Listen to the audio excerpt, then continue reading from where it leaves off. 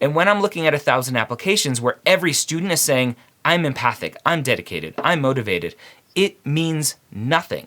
Application Renovation, Season 2, Episode 9. Thank you so much for coming on the show with me. Thanks for having me. I'm excited to chat about your application, see where things went right, see where things went wrong. Before we jump in and actually take a look at your application, I want to hear from you what you think your weaknesses were. But first, let's talk about interviews. Did you get any interviews with your application this year? So when I did do the application during that cycle, I did get one interview, and that was with the postbac program that I was enrolled in at the time. And that was with the same school. Okay. So just one interview during that year. So you got an interview for the medical school at the postbac program you were at. So they had a linkage there. Okay. Very cool. All right. And as I'm looking at your application, it is 2018 application cycle to start in 2019. So we're talking a year behind kind of as we're recording this. Did you apply this current cycle as we're recording this or no? No. Okay. That's not right now. I don't think I'm ready yet. Okay.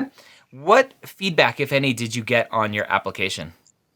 Yeah, so I spoke to the Dean of Diversity there, and he basically said everything on my application went right except my MCAT. Okay. I tried to get more specifics about it, but that's all he could give me at that time. So that's all I know. Oh, the MCAT, everyone's favorite part of the application cycle. Yeah. Okay, very cool. If you were to look at your application with a critical eye, besides the MCAT, do you think you had any other weaknesses? Definitely my grades. They're never really uphill, downhill. They're just kind of roller coaster-y. That's a good way to explain it. There's never really like a good upward trend besides that postbac program. Okay. All right, so let's go ahead and jump into the application. And I will tell you kind of what I think from looking at your application, where things may be improved outside of just the MCAT. Awesome. All right? Okay. Ready to rock? All right.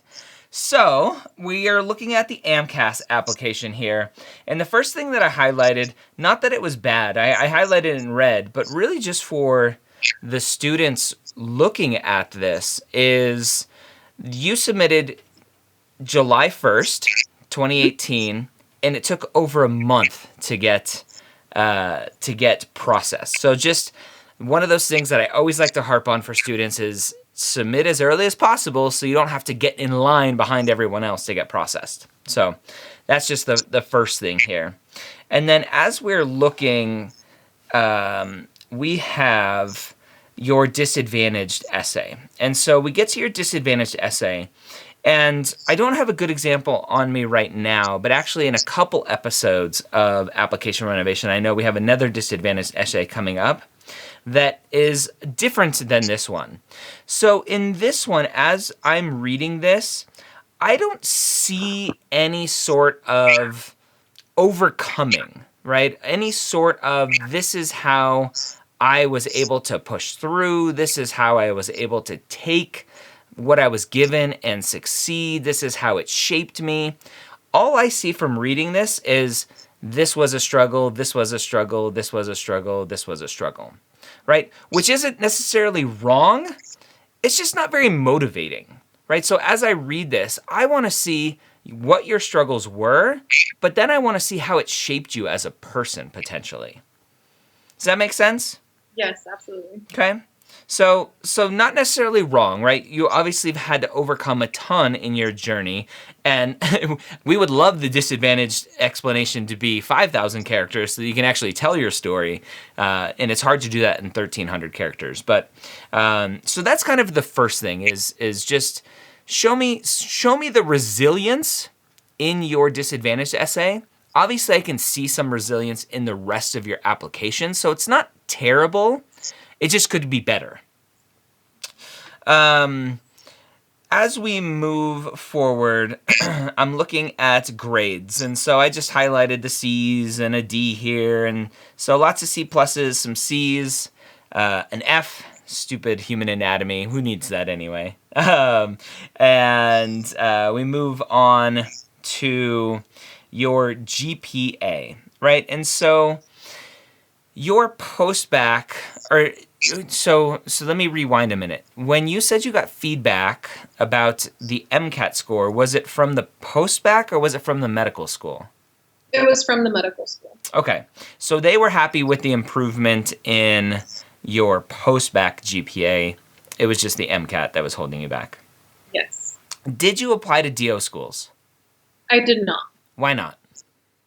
At the moment, it was a postbac program that kind of had like a linkage Yep. to, it was an early assurance program. So I kind of, I guess, like relied heavily on the fact that I kind of had a seat reserved at the time.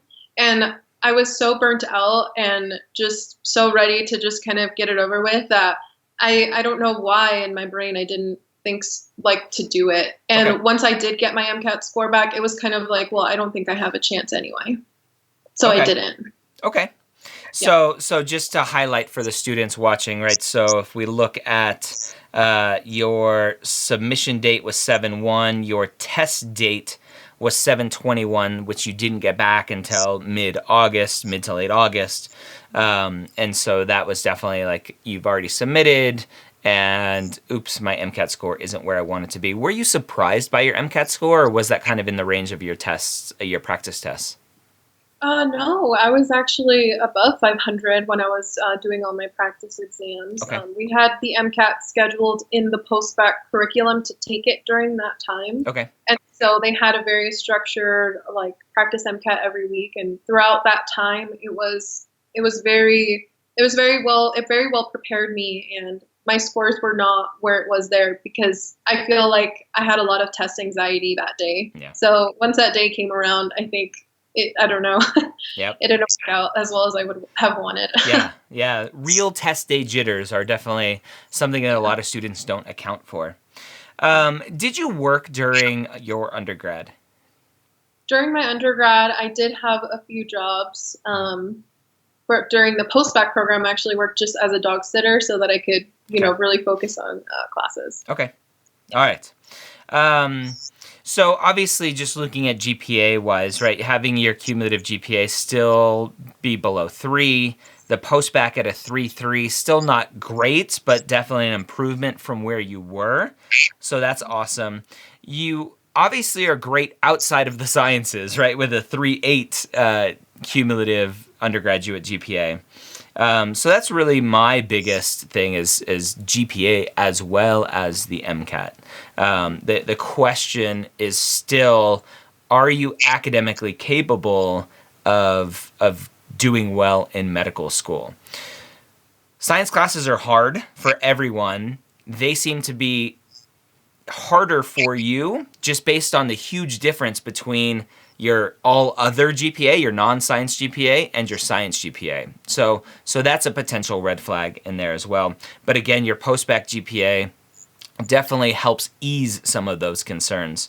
What do you think it was? Let me ask you, what do you think it was between undergrad and postbac that helped you improve your GPA so much? I never went to office hours during undergrad. I was very much just trying to, get by and cram during undergrad. And once I got into the postbac program, I had a lot of feedback from our advisors and the people kind of running it, and basically gave us advice on like our learning styles and what really gets you to be successful as a student, and going to office hours and asking questions and studying a lot better way. So I didn't cram anymore. I was going to office hours, and I feel like that helped immensely. I was too shy to do that during undergrad, and I didn't take it seriously like I should have. Okay. No, that's definitely a very common trend that we see with students who aren't utilizing the resources. And whether that's coming from a disadvantaged background because you have to work a lot and so you don't have time to utilize the resources, or you just don't know about the resources, too shy to use the resources, too confident to use the resources, whatever it is, it's a very common trend. Okay. So that's GPA stuff. And then let's get into the actual activities as we're looking at them. So as I'm looking at your activity list, the first thing that pops up is your physician shadowing, family medicine physician shadowing. In your most meaningful remarks, one thing that you seem to do, I think in this one and then potentially in some other ones, is a lot of selling, right? A lot of selling your capabilities and skills, which is a very common thing for students to do, to say, look at me, I'm ready, look what I can handle. And potentially you were even doing it a little bit more, potentially consciously or subconsciously, because of the academic struggles. And so as I look at your application here, the thing that I point out in this most meaningful remark is this was done while balancing an intensive course load and work schedule, right? I don't need to know that in your activity section. I want to know about the activity in the activity section. I don't need you to try to sell me on, look at everything I was able to do, right? Does that make sense? Yeah. You then go on, which is very common for students to do, and you say, additionally, I learned a numerous amount of information about common patient diseases that connected to my scholarly work. Right? It's just a super generic statement that doesn't really tell me anything about you. A lot of students love to talk about what they learned about medicine, thinking that their job in an application is to show how ready you are to be a physician. Right? Look at all of these skills I gained. Look at how much I know already. I'm just going to come in running and I'm going to crush medical school. And the goal of the application isn't to prove that. Right? You'll have plenty of time to learn medicine, to learn how to be a doctor. Your goal in the application is to prove that you want to be a physician. That's all. I mean, there's lots of other things too. We have the core competencies, just to show some of those competencies and all of that stuff. But the heart of the application is, why do you want to be a doctor? Not what this statement tries to do is look at how ready I am to be a doctor. Okay. So we have this shadowing, which is great. You ended it on May 2018 as far as the date that you ended it. You submitted this July 2018. So that's a potential question mark, right? It was only for those 5 months, only 33 hours. We'll look at the rest of the application to see what other shadowing and clinical experience you may have. Moving on, you have some homeless youth count-free market volunteers, so you have some good volunteer stuff. It's only 5 hours, so it's not super impactful to me. It's more of a kind of a fluff type entry. So that's a question mark. The rest of it, right? I highlighted some of these hours. As a personal care attendant, you have from September 2017 to January 2018. So 4 or 5 months there. 4 months, if I can do math. 45 hours, so not a lot of hours over that span of time. So not super impactful, just a lack of hours there, which is why I asked earlier if you worked, to see what was taking up the bulk of your time. You have here again, right, the more of the selling of the skills and what you learned, being CPR and first aid certified, underwent comprehensive personal care attendant training, issues such as HIPAA, right? We don't care about any of that stuff at this point. You'll learn all this stuff in medical school. I want to hear a story that will highlight some of those core competencies that the AAMC has put out. So every student should go to the AAMC, just Google AAMC core competencies, and think through those and try to find a story that highlights potentially one of those core competencies without really selling the core competency. You tell the story that highlights the core competency.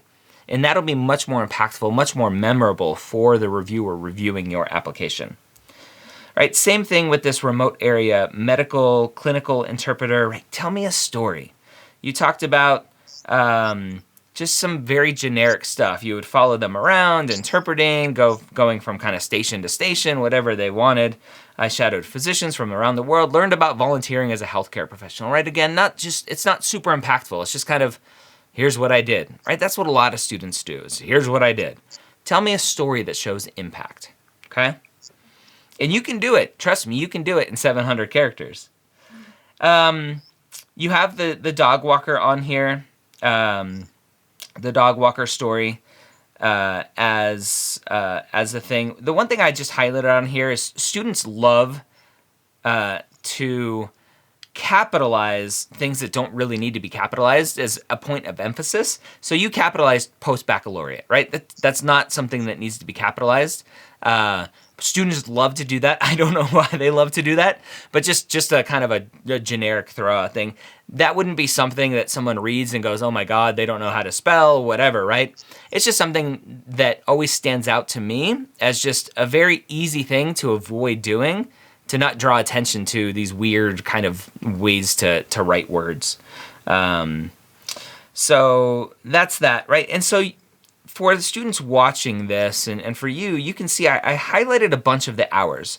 I highlighted the hours for the RAM clinic interpreter at only 14, the 6 hours for the Pride volunteer, the 25 hours for the healthcare hotspotting interpreter, right? Just not a lot of hours in these things, which makes me question, right? What are you doing during this time?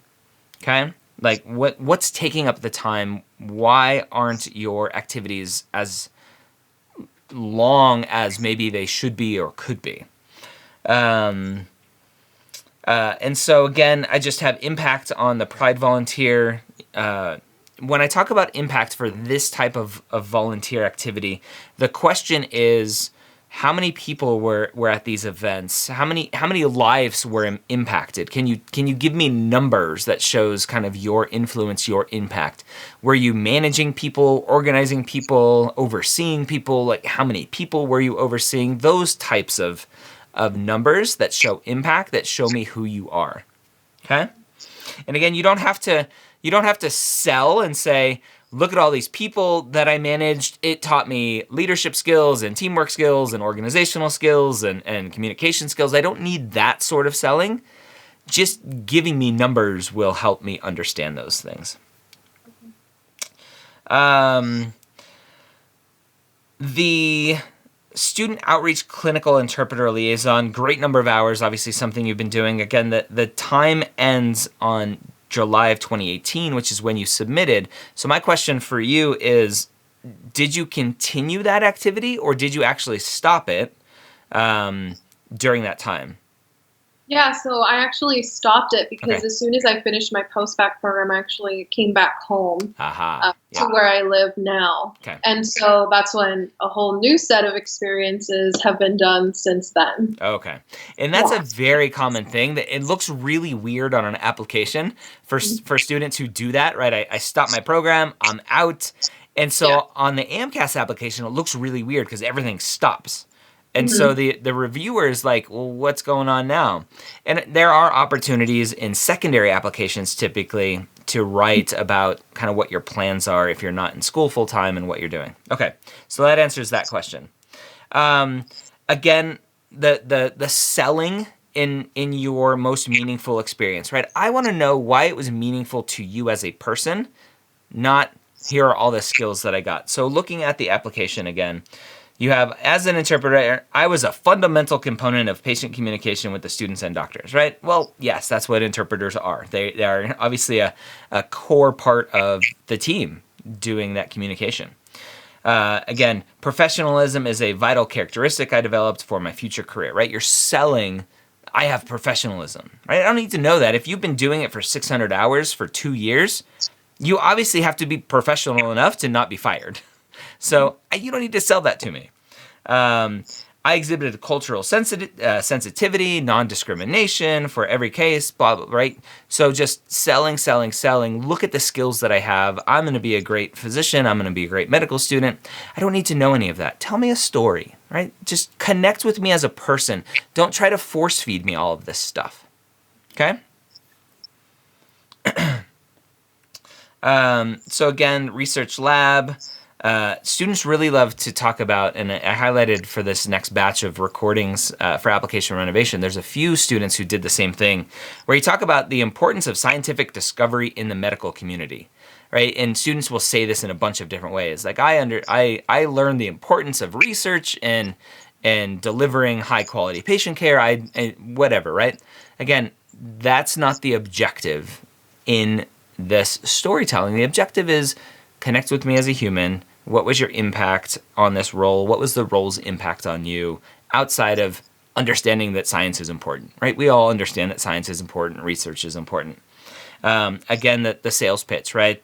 Allowed me to strengthen my leadership skills and instill confidence within myself, right? The sales pitch side of it. Tell me a story about the research. Tell me something interesting, something you did wrong is a lot of times a very good story, a memorable story is what went wrong. Tell me something, tell me a mistake that you made and what you learned from it and how you moved on, etc. That's always good. So just a lot of continuing the same kind of trend as numbers and stories and impact through your activities. And then getting into your personal statement. The start of your personal statement is basically a rehash of your disadvantaged essay. Right? So in my mind, I think you wasted a lot of space that could have gone to why do you want to be a doctor, which is the goal of the personal statement.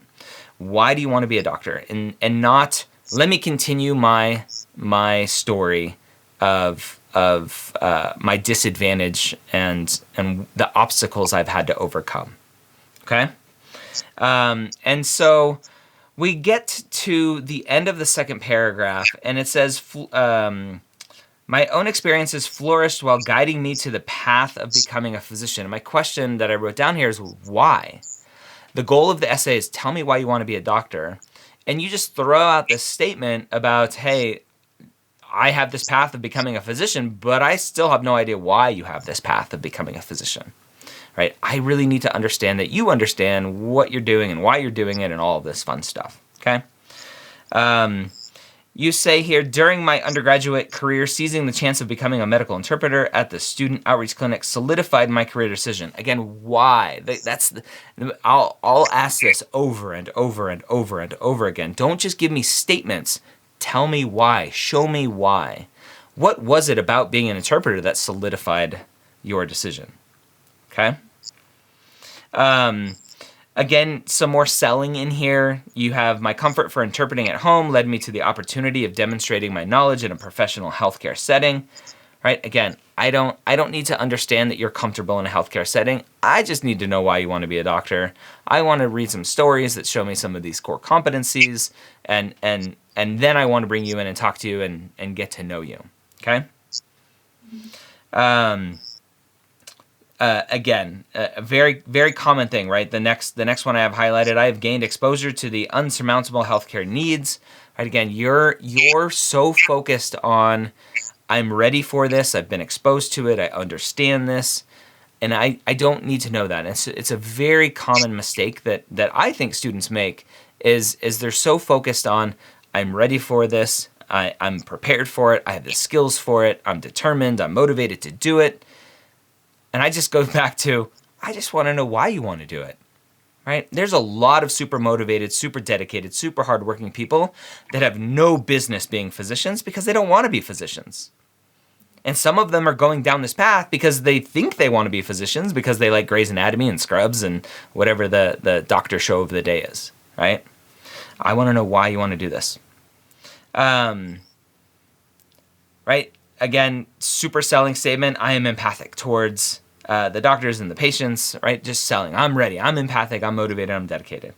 Hence, it inspires me to emulate the work of the physicians and medical students I shadow. Why? Why do you want to emulate them? What impact do you think you can have on someone's life? What impact have you seen? What impact have you had already that you want to continue to have? Right? That's the question. You get into the postbac story here, which is just a resume. You talk about demonstrated your ambition and abilities to conquer your academics, right? That's in your transcript. I don't need you to rehash that for me. I can see it in your transcript that you improved in your postbac. I can see in your transcript that you went to a postbac, so I don't need that in your personal statement. It's a little bit, I'm assuming that's kind of your red flag statement of, look, I struggled early on, but I improved, and you can have some of that, but just reword it in a different way than just the facts of I went to a postbac, I improved. And then you talk about, again, the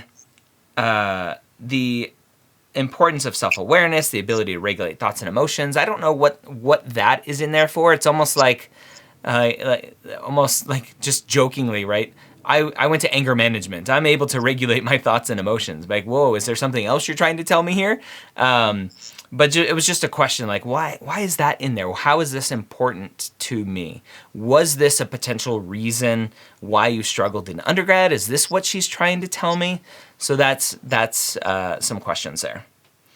And then at the very end, I just highlighted the question marks, right? What kind of doctor do I want to be? Who are the people I want to treat?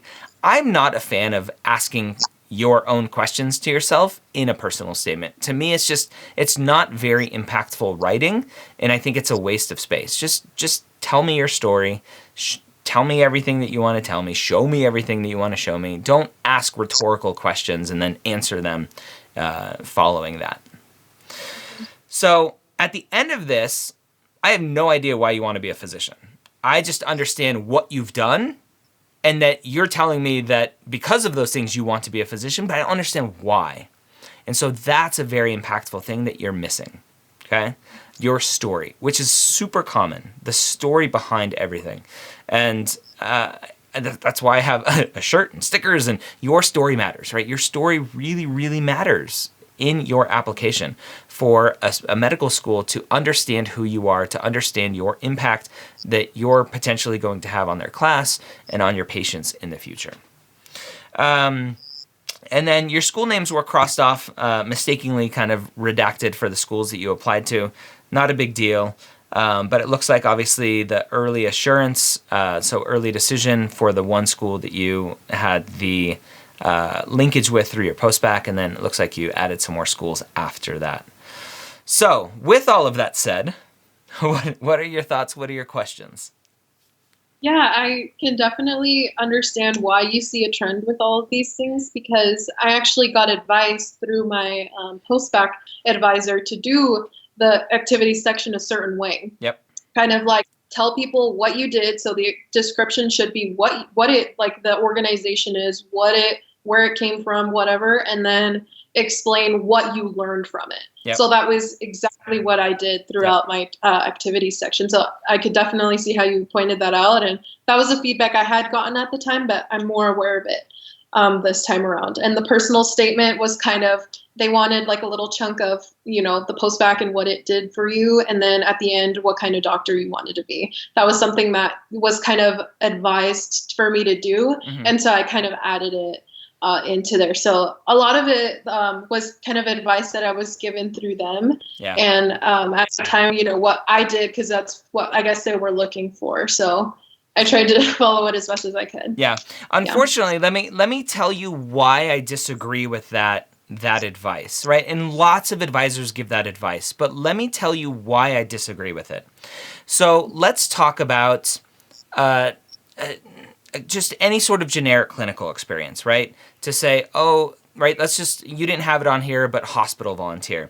And actually, as I'm looking back at your application, let me just look at something real quick. So you have the personal care attendant, you have the 33 hours of shadowing as something that you did. It looked like that was the only shadowing that you had on there. So that's a potential red flag is a lack of shadowing, and it's very close to the time you applied. So the question is, you've gone through this whole process saying you wanted to be a doctor. Why are you just now shadowing? And lots of students, especially students coming from disadvantaged backgrounds, either again don't have time, don't have the potential social capital to reach out to physicians, or they just don't know, right, the importance of shadowing and clinical experience and all that, which is why I do so much of this for free on YouTube and podcasts, is really just to push out that information so students understand what's important. And so you have the personal care attendant, again, only 45 hours. You have the medical clinic interpreter, only 14 hours. You do have a ton of hours as an interpreter at the other clinic, which is great. But potentially maybe there's something missing there where it's a little bit more hands-on clinical experience, where you're actually doing a little bit more interacting with the patients instead of just acting as a go-between. So that's just a random side thought. But if we go back to why I don't like the advice that your advisors gave you, and I'm not saying they're wrong, I'm just saying I don't like it for a very specific reason. if we think about hospital volunteer, right? No, let's use interpreter, right? It's a very common thing that especially disadvantaged students, because they're multilingual, it's a very easy thing for them to fall into, is being an interpreter. When you say, okay, I was an interpreter, here's what I did. Everyone, 99.999% of people know what an interpreter does, right? So right off the bat, you're wasting characters explaining the job that everyone knows what's there anyway. And then you go on to talk about kind of the professionalism and dedication, or the language that you kind of use, those selling languages, right? Those are just empty words when you are saying, look how professional I am, look how educated I am, look how empathic I am. Those are just empty words when written on paper that anyone can write, even Jeffrey Dahmer, right? Even the most pathological serial killers out there can write on a piece of paper, I'm empathic, I'm dedicated, I'm motivated. It means nothing. And when I'm looking at 1,000 applications where every student is saying, I'm empathic, I'm dedicated, I'm motivated, it means nothing. The story, on the other hand, I can then see you specifically in that story. That is your story and your story alone. That interaction that you had with that patient, with that physician, with the medical student, with the nurse, whoever it was, and that patient, that's your story. You are the only one that owns that.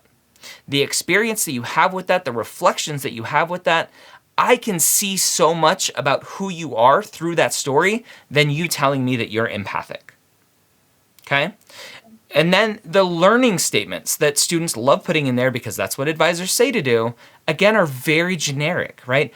I learned that blah, blah, blah, blah, blah. I learned that to be a great physician, you must care for your patients. Well, duh, right?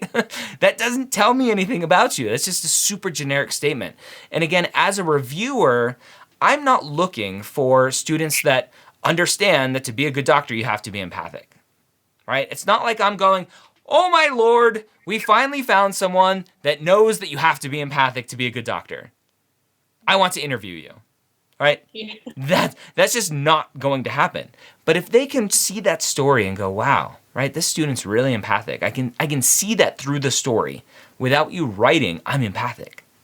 That's much more impactful, much more memorable, and I'm more likely to go, hey, look at this story. This is a pretty amazing story. Look at everything she's had to overcome and what she's doing and the impact she's having, right? That's the story.